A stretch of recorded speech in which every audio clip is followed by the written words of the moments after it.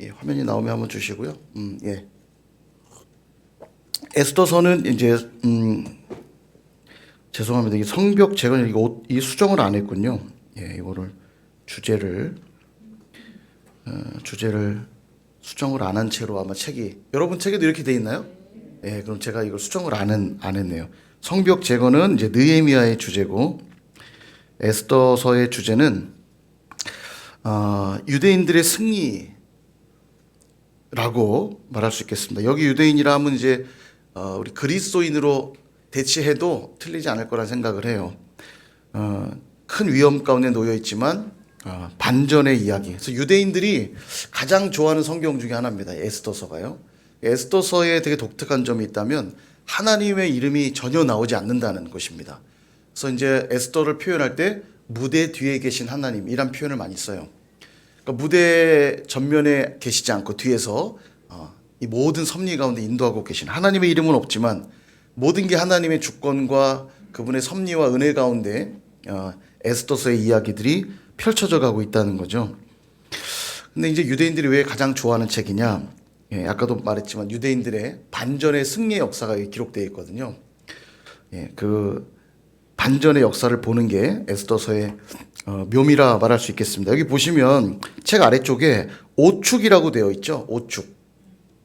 5대 축제라는 뜻인데 유대인들이 지키는 이 5대 축제가 있습니다. 5대 축제가 있는데 자, 이게 화면을 보시면 예.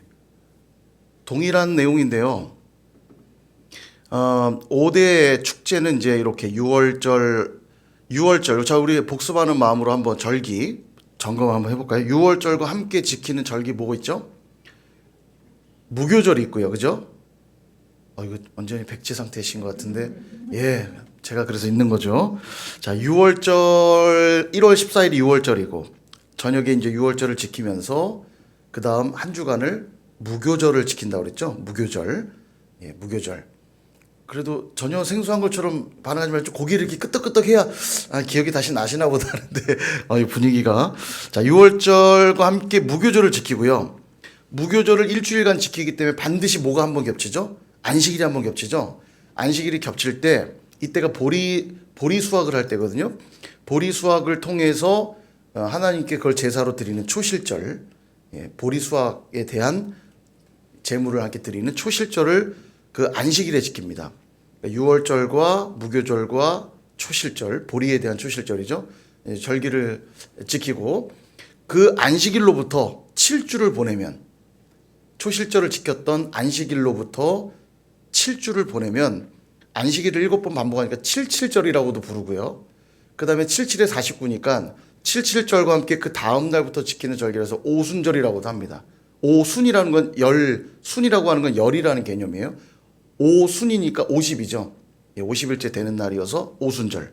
77절, 오순절 같은 절기고 이때는 또 어떤 제사를 드리냐면 밀 농사한 걸 수확하거든요. 밀을 하나님께 드리는 밀의 초실절이죠. 말하자면. 그래서 맥추절을 지킵니다. 맥추절, 오순절, 77절이 같은 절기예요.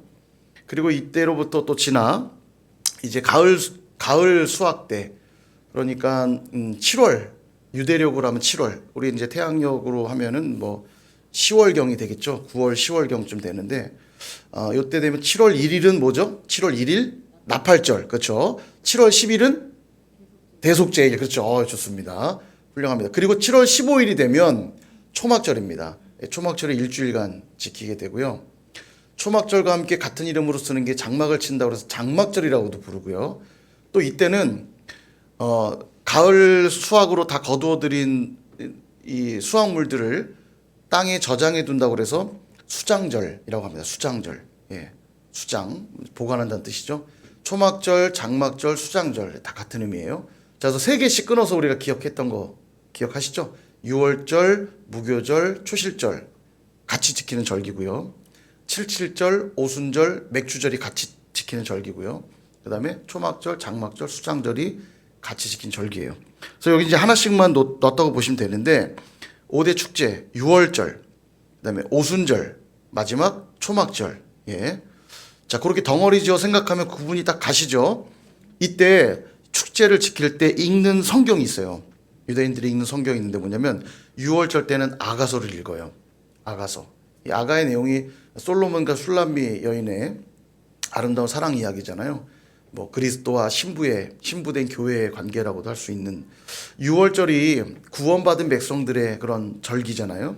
그러니까 이제 아가서의 그런 의미들을 살려서 이 율법서를 읽고요. 그 다음에 시가서죠. 시가서를 읽고, 그 다음에 오순절에는 룻기는 이제 보리추수 시작할 때 어떤 수확과 회복과 풍성한 은혜 부어 주시는 것들을 이야기하잖아요. 룻기에서. 그래서 오순절이 되면 룻기를 읽고요. 초막절이 되면 이 초막절의 의미 자체가 마지막 수확의 때거든요. 가을 추수 때. 그래서 광야에 나가 이렇게 초막을 짓고 장막을 짓고, 이때 반드시 장막을 지을 때, 초막을 지을 때 천장을 열어놓아 만들게 돼 있어요. 왜 그러냐면 하늘을 보라는 의미거든요. 일주일간 지킬 때 하늘을 보면서 우리의 본향은 저 하늘이라는 걸 상기하는 겁니다. 그래서 초막절은 전도서가 모든 것이 헛되니 모든 것이 헛되도다. 일의 결국을 들었으니 사람의 본분이 뭡니까? 하나님을 경외하는 일이다. 솔로몬이 그런 고백을 하죠. 그러니까 인생의 마지막은 하나님을 섬기고 의지하는 것이다. 그래서 초막절이 되면 전도서를 읽고요. 아부월이라고 된 건, 이 아부월이라고 하는 건 유대력으로 5월을 말하거든요.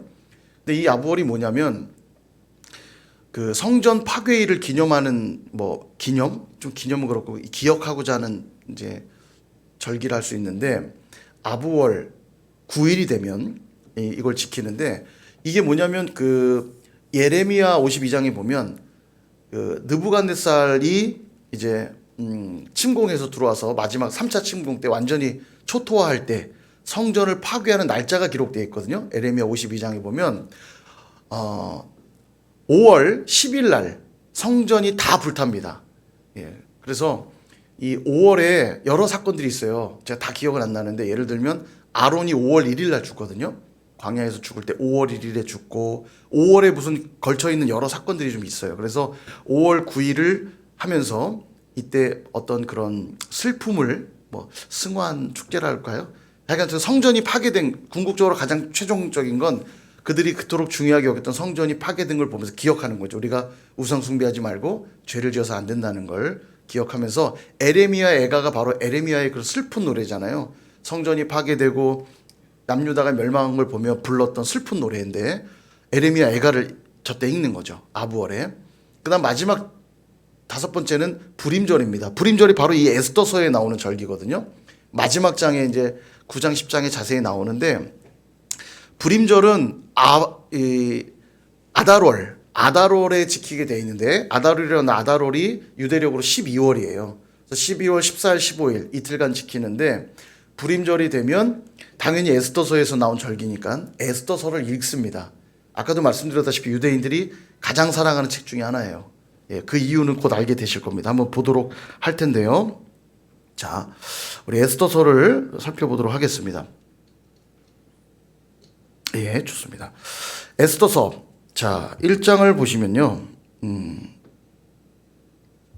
자, 1장을 보시면 1장 1절, 이 일은 아하수에로 왕 때에 있었던 일이니, 아하수에로는 인도로부터 구스까지 127지방을 다스리는 왕이다. 이 아하수에로 왕은 페르시아의 왕입니다. 페르시아의 왕인데, 당시에 페르시아 제국이 얼마나 컸냐면, 화면 한 번만 다시 볼까요? 얼마나 넓었냐면, 지금 지도, 여러분 참고 구절에도 지도가 요거 말고 좀 다른 종류의 지도인데 제가 좀 보기 좋은 지도로 바꿨습니다. 나중에 참고하시면 되는데, 보시면 빨간색으로 아래쪽에 수산이라고 돼 있죠. 저기가 이제 수도입니다. 수도. 페르시아의 수도라 할 수 있고요. 여기 보면 2절에 아하수에로 왕이 수산궁에서 즉위하고 이렇게 나오죠. 수산궁. 저기 이제 수도인데, 인도로부터, 지금 보시는 화면의 오른편이 이제 인도급 지방 쪽이고요. 그 다음에 구스는 어딜 말하냐면 이집트를 말한다 보시면 돼요. 저기 왼편 아프리카라고 써 있는 왼편 지역에 이집트라고 이제 영어로 써 있죠. 인도로부터 이집트까지 전부 127지방, 127도를 두고 다스렸다는 얘기예요. 굉장히 큰 대제국이고요.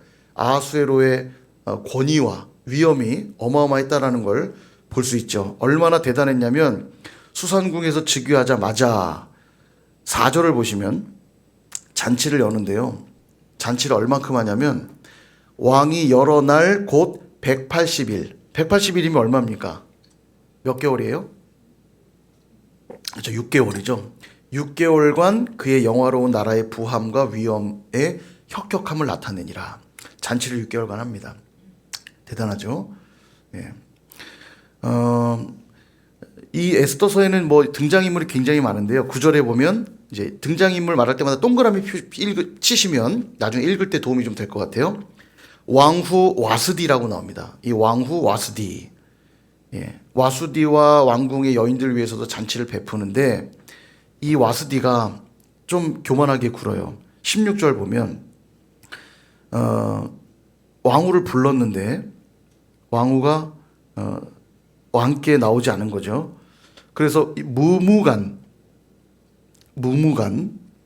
예, 그가 왕에게 말합니다. 왕후 와스디가 왕에게만 잘못했을 뿐 아니라 아하수에로 왕의 각 지방 관리들과 뭇 백성에게도 잘못하였나이다. 그래서 이 와스디가 폐위가 됩니다. 이런 것들이 이제 하나님의 섭리 가운데 있는 거죠. 하나님이 지금 에스더를 왕비로 세워 유대인들을 구원하고 그 민족을 살리기 위한 하나님의 작업들이 시작됐다 볼 수 있어요. 그러니까 무대 뒤에 계신 하나님을 잘 봐야 돼요. 에스더서는 그가 폐위가 되고 2장에 넘어가면 에스더가 이제 왕비가 이제 되는 이야기가 나오는데요. 자, 5절을 한번 볼까요? 예, 5절을 보면 도성 수산에 한 유다인이 있으니 이름은 모르드게라. 그는 베냐민 자손이요 기스의 증손이요 시므이의 손자요 야일의 아들이라. 자, 화면을 한 번 더 보도록 하겠습니다. 보시면 이게 되게 중요한 개념인데 에스더서 자 보시면 자 말씀이 좀 폰트가 아마도 밀렸네요. 자 위에 글씨 보이시지 모르겠어요. 한번 신명기 25장 19절인데요.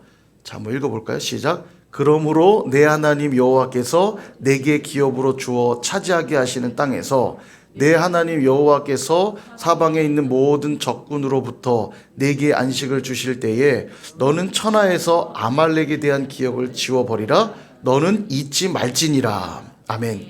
여러분 이거 제가 전에 한번 말씀드렸는데 아말렉을 천하에서 없이하라는 명령 가장 먼저 받았던 사람은 여호수아입니다.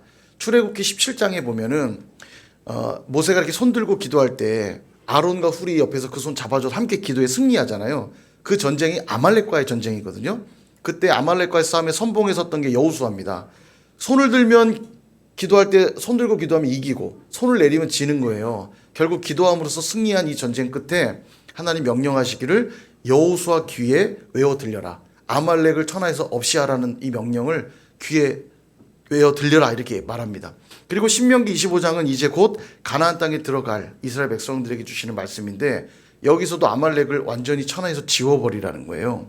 아말렉은 늘 뭐 사탄을 상징하는 뭐 족속이라 볼 수 있죠.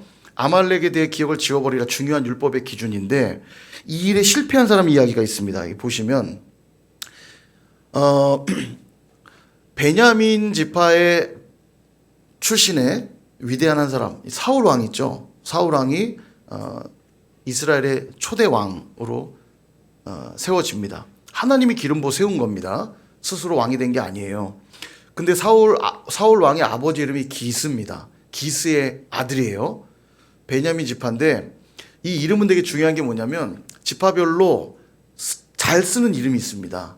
쓰면 그 이름을 계속 물려받아 쓰기도 해요.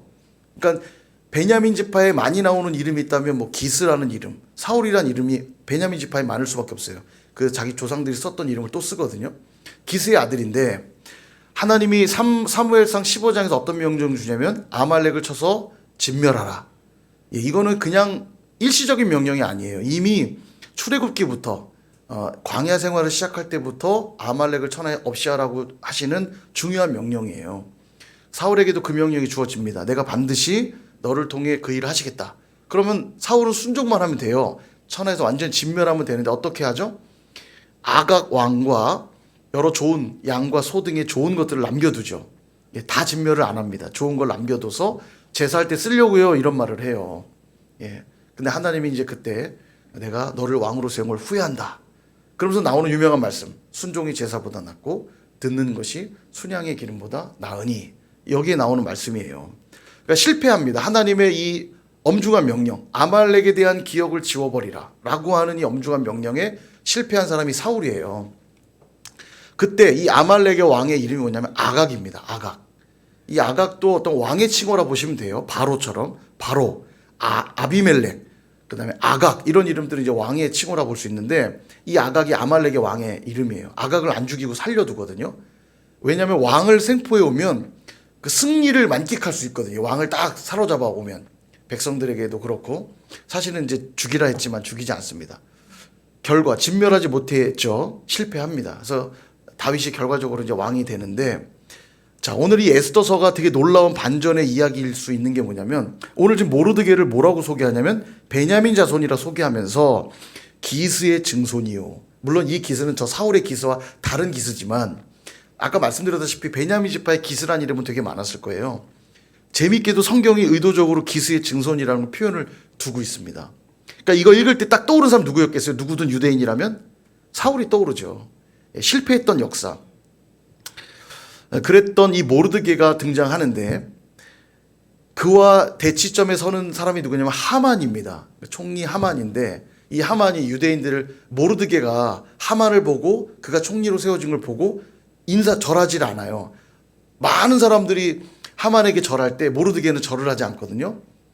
그러니까 이제 죽일 계획을 세웁니다. 야, 모르드게만 죽이지 말고 그가 유대인이라는 걸 알게 된 순간 모든 유대인들 다 죽여라. 그러니까 자기가 부임하는 날 전국에 편지를 보내요. 파발을 다 보내갖고 12월 13일에 맞춰가지고 모든 전국에 있는 유대인들을 다 몰살하라. 참 이게 재밌는 게 히틀러도 하지 않습니까? 유대인들을 대학살하잖아요. 이때도 말하자면 대학살의 명령을 내려요. 위기에 처하죠. 그때 이제 활약한 게 에스더인 거고요. 이제 펼쳐지는 이야기인 거예요. 그리고 결국 그의 계략이 다 밝혀지고 도리어 하만과 그의 아들들과 그의 대적들이 완전히 다 죽임을 당합니다. 그래서 결국은 이 모르드게는 사울이 실패했던 그 아말렉을 처치하지 못했던 저 하만이 여기에 아각 사람이라고 나오거든요. 아각 사람 함무다다의 아들 이렇게 나와요. 그러니까 이 하만은 아말렉을 대표하는 사람이고 모르드게는 베냐민 지파 유대인들을 대표하는 사람으로서 사울 왕 때는 실패했던 역사였지만 다시 이 모르드게는 완전한 승리를 이루는 겁니다. 그래서 에스더서가 그런 영적인 의미도 담겨 있는 거예요. 유대인들이 좋아할 수밖에 없죠. 완전 대적들을 무찌른 역사. 그래서 그들을 다 진멸하고 12월 13일에 원래 유대인들이 진멸되기로 했던 날인데 도리어 반전의 역사로 그들이 다 진멸되고 그 다음 날인 12월 14일과 15일 1박 2일 동안 불임절이라고 하는 절기를 지켜요. 하나님께 막 이제 잔치를 열죠. 서로 예물을 주고받고 어려운 사람들을 구제하는 일들을 하면서 축제를 벌리는 게 바로 불임절입니다. 그래서 이런 영적 의미가 있다는 걸 기억하고 읽으면 아주 재밌게 읽을 수 있겠죠. 그래서 다시 2장으로 가보시면요. 모르드게가 있는데 6절을 보시면 이 모르드게는 바벨론 왕 느부갓네살이 예루살렘에서 유다 왕 여고냐와 백성을 사로잡아 갈 때 모르드게도 함께 사로잡혔더라. 이게 제가 의문 구절이라고 말씀을 드렸었죠. 여고냐가 여호야긴이거든요. 여호야긴 왕이 잡혀갔던 건 597년이에요.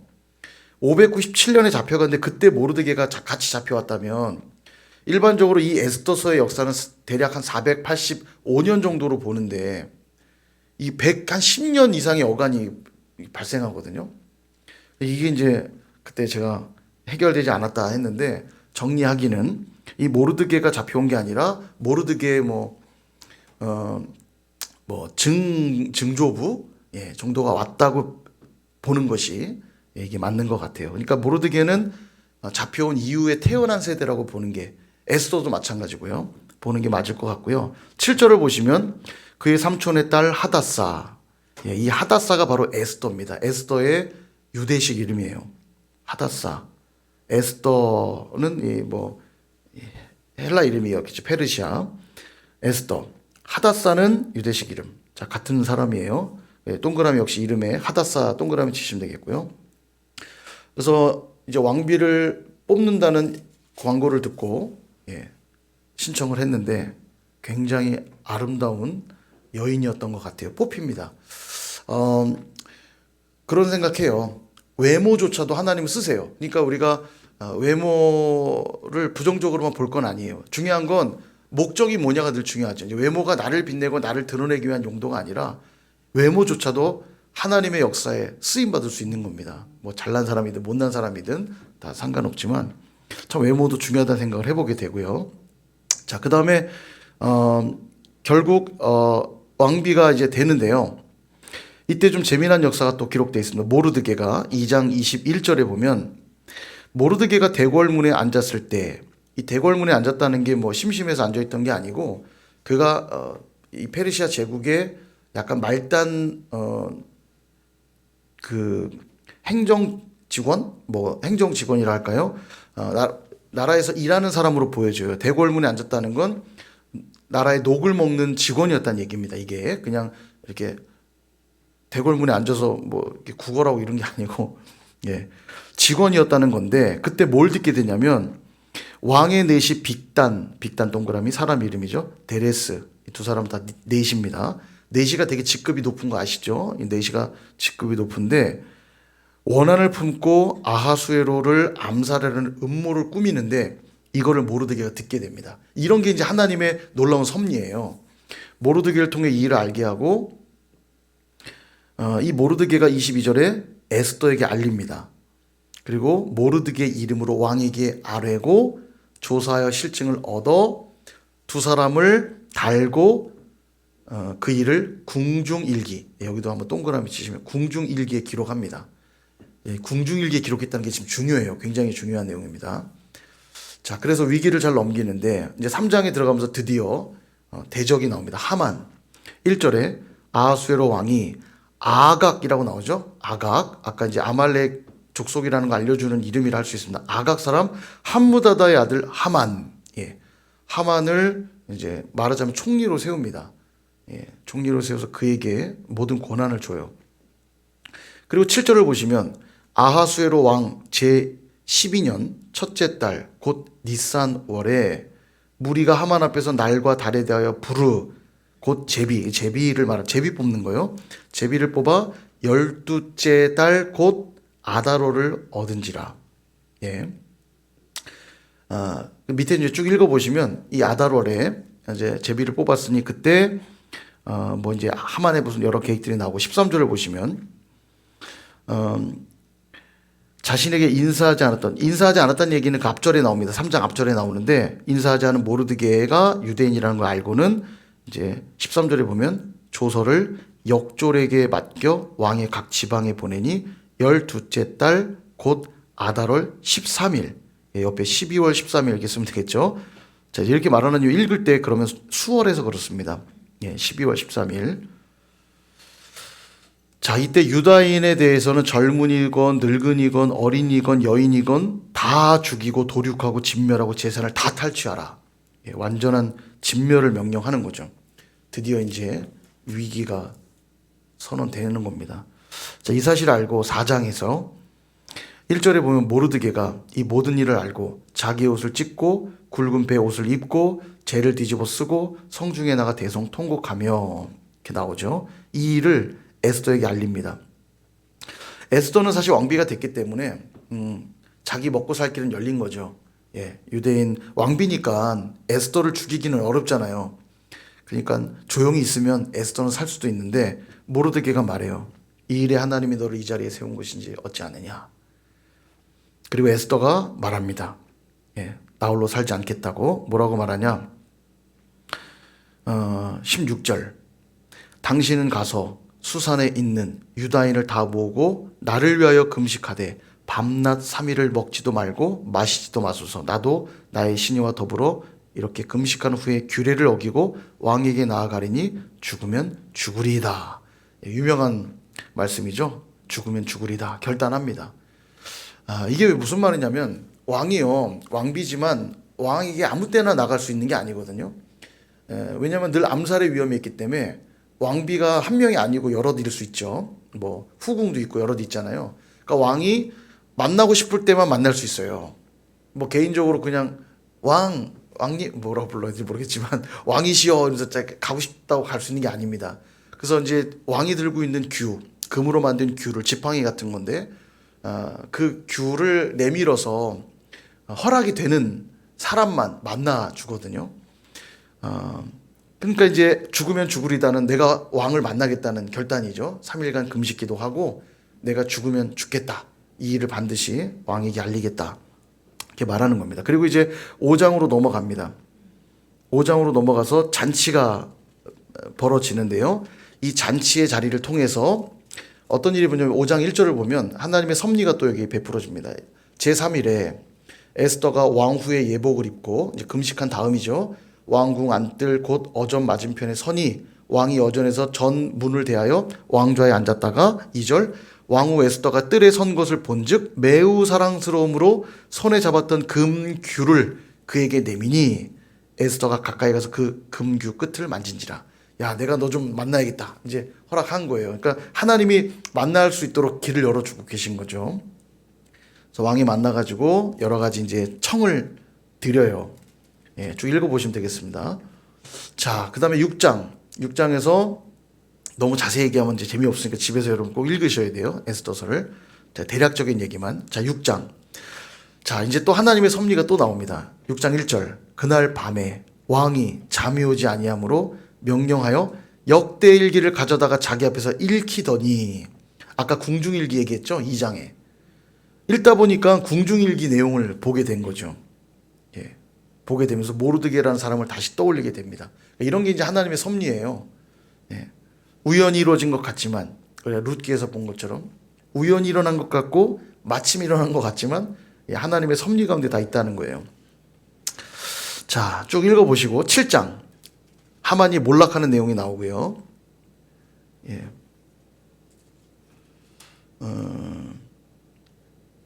네. 자, 읽어보세요. 읽어보시고 8장.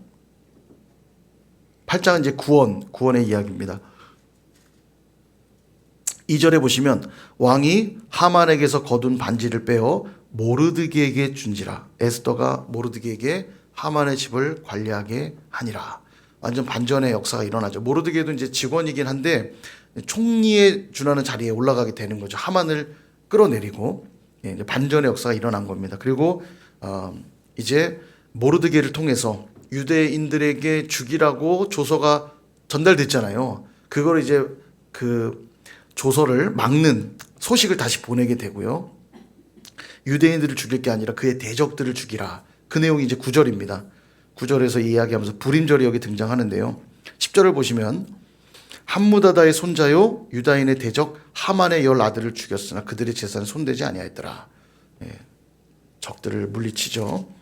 그리고 21절 보시면 규례를 세우는데 해마다 아달월, 아달이 12월입니다. 아달월 14일과 15일을 지키라.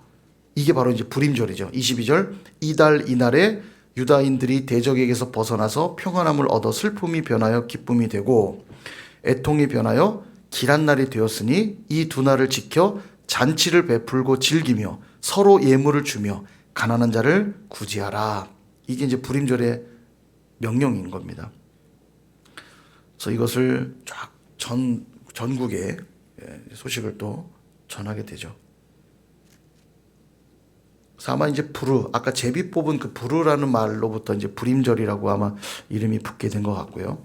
마지막 10장을 보시면 구원을 받아 승리했죠. 그리고 10장에서 이제 하나님이 그들을 높이는 이야기로 끝이 납니다. 2절을 보시면 왕의 능력 있는 모든 행적과 모르드게를 높여 존귀하게 한 사적이 메대와 바사 왕들의 일기에 기록되지 아니하였느냐? 유다인 모르드게가 아하수에로 왕의 다음이 되고 유다인 중에 크게 존경받고 그의 허다한 형제에게 사랑을 받고 그의 백성의 이익을 도모하며 그의 모든 종족을 안위하였더라. 아멘. 그러니까 이제 에스더서는요 포로 귀환하지 않고 페르시아 땅에서 여전히 살고 있는 자들의 이야기라고 보시면 되겠고요. 뭐 디아스포라들이라고 말할 수 있겠죠. 귀환하지 않은 유대인들에 대한 이야기인데 죽임을 당할 위기에 놓여 있었으나 하나님의 놀라운 섭리로 필요한 자들을 붙이시고 여러 타이밍과 상황들을 기가 막히게 읽어보시면 정말 하만의 계략들이 기가 막히게 밝혀지고 에스더를 통해서 그것들이 드러나게 되는데 결국 그들은 패하고 하나님의 백성들이 구원을 받고 그들이 존귀하게 되는 것들을 보여주는 이야기로 끝납니다. 어때요? 보시니까 유대인들이 정말 좋아할 만한 그런 책이겠죠? 유대인들이 어떻게 구원받고 어떻게 하나님 앞에 존귀함을 얻었는지를 그들이 참 사랑하는 책 중에 하나고요. 저희 그리스도인들도 마찬가지입니다. 저희도 죄와 사망, 사단의 괴계로부터 묶여있던 자들이나 그것으로부터 예수의 십자가로 구원을 받고 존귀함을 얻게 된 자들이 우리 아닙니까? 그죠? 그래서 에스더서를 그렇게 영적인 의미들을 기억하면서 읽으면 아주 은혜롭고 재미난 이야기가 되겠습니다.